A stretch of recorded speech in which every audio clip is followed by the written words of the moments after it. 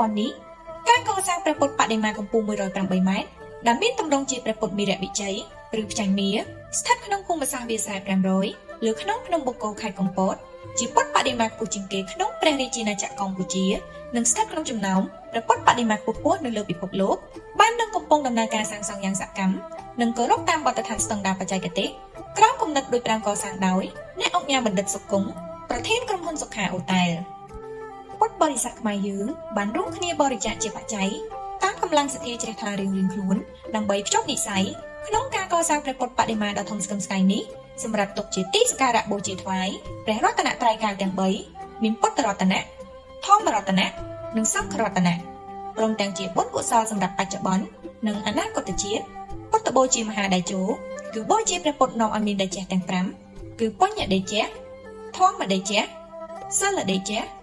គុណតេជៈនិងបញ្ញាតេជៈ